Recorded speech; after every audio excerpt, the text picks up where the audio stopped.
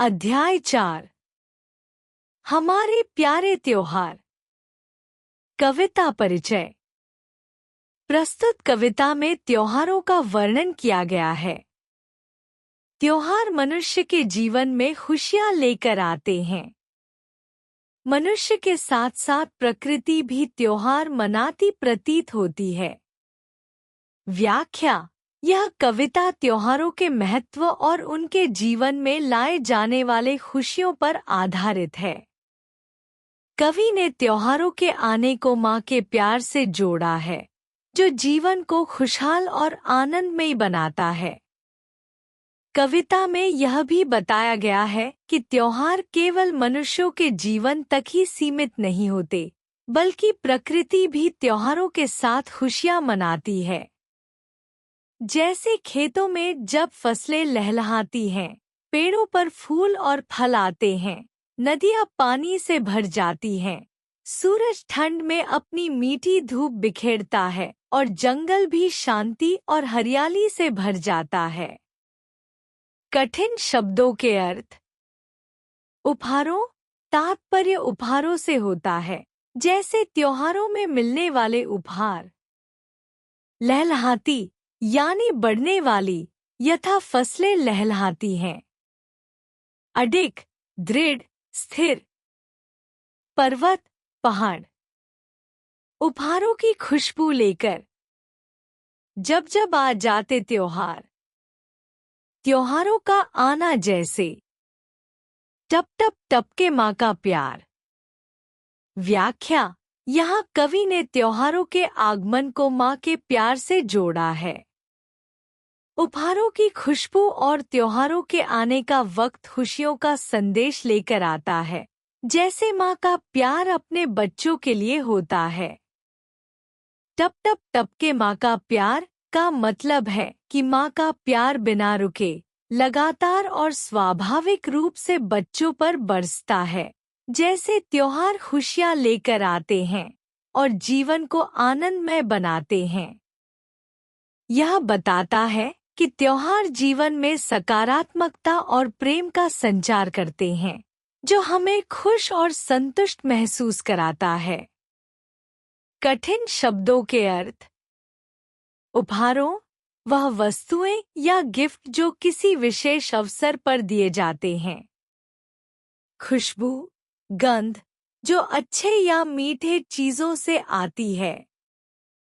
टप टप टपके, धीरे धीरे और निरंतर गिरने का स्वरूप, जैसे बारिश की बूंदें या प्यार की निरंतरता। माँ का प्यार। एक माँ का अपने बच्चे के लिए बिना शर्त और निरंतर प्यार। लेकिन सोचा तो यह जाना। सभी मनाते हैं त्योहार, सबको ही प्यारे लगते हैं। माँ की गोदी से त्योहार। व्याख्या। इस अंश में कवि ने यह बताया है कि त्योहार केवल मनुष्य ही नहीं, बल्कि सभी को प्रिय होते हैं। जब हम त्योहार मनाते हैं, तो यह न केवल हमारे जीवन में खुशी लाते हैं, बल्कि यह हमें एकता और सामूहिक आनंद का अनुभव भी कराते हैं।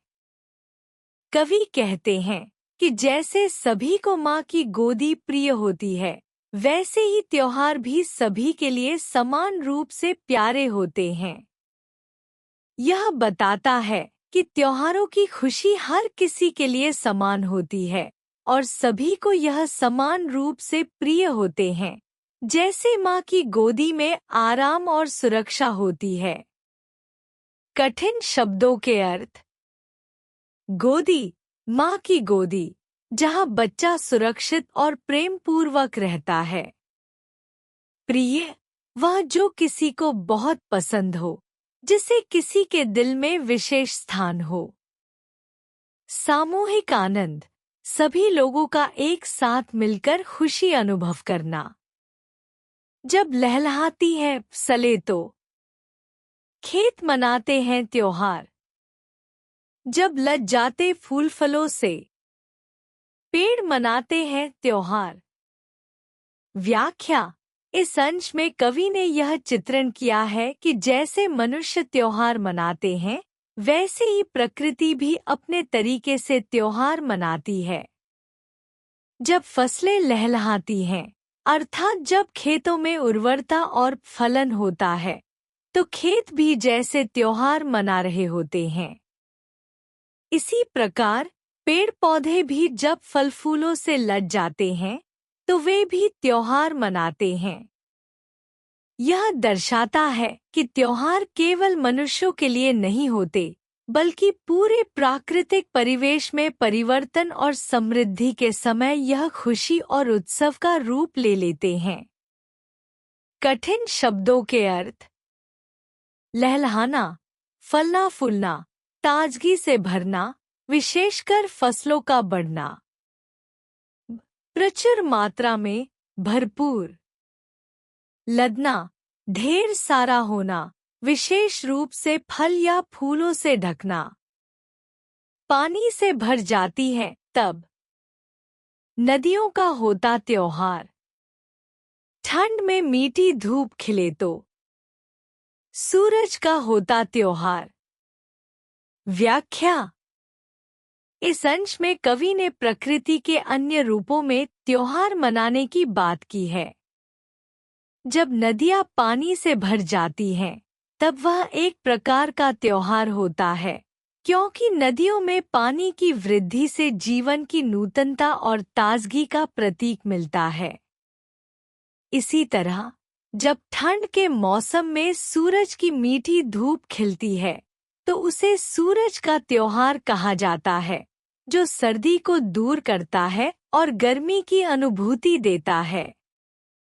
इस प्रकार मौसम और प्राकृतिक परिवर्तन भी अपने आप में उत्सव की भावना और खुशी लाते हैं।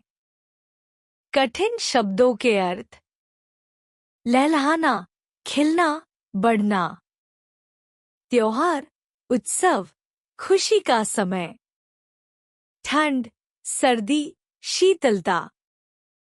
मीठी धूप, हल्की और सुखद धूप। जिस दिन पेड़ नहीं कटते हैं। जंगल का होता है त्योहार। और अगर मन अडिग रहे तो पर्वत का होता त्योहार। व्याख्या: इस अंश में कवि ने प्रकृति के महत्वपूर्ण तत्वों को त्योहारों से जोड़कर दिखाया है। जब जंगलों में पेड़ नहीं कटते, तब यह एक त्योहार होता है, क्योंकि यह वातावरण की शांति और जैव विविधता की रक्षा का प्रतीक है। इसी तरह जब पर्वतों का मन अडिग रहता है, यानी पर्वत अपने स्थान पर स्थिर रहते हैं और समय के साथ मजबूत होते हैं, तो यह भी पर्वत का त्योहार माना जाता है।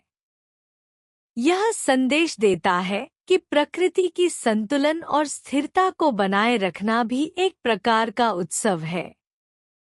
कठिन शब्दों के अर्थ: अडिग, स्थिर, बिना हिले डुले। पर्वत, पहाड़, ऊंचा भूमि का रूप। जंगल, वन, बड़ी संख्या में पेड़ पौधे। दिल खोलकर खुशी लुटाते। कोई हो सब पर त्योहार।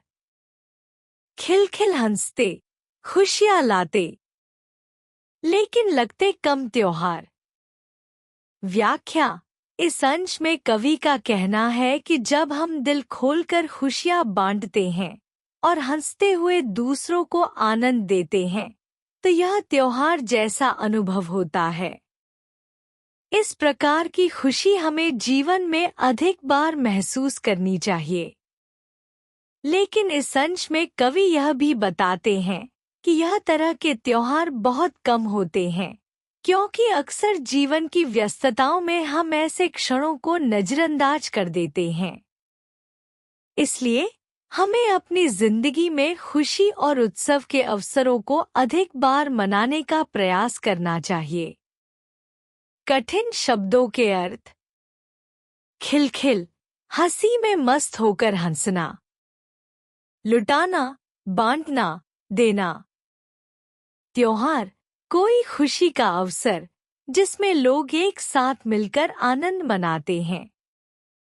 संदेश: त्योहार हमारे जीवन में सरसता का संचार करते हैं। त्योहारों से सभ्यता और संस्कृति के दर्शन होते हैं। व्याख्या। इस अंश में कवि यह बताते हैं कि त्योहार हमारे जीवन में एक ताजगी और आनंद का संचार करते हैं। वे हमें हमारे पारंपरिक और सांस्कृतिक मूल्यों की याद दिलाते हैं। त्योहारों का आयोजन न केवल एक खुशी का अवसर होता है, बल्कि यह हमें अपने सांस्कृतिक धरोहरों को बनाए रखने और साझा करने का भी अवसर प्रदान करता है।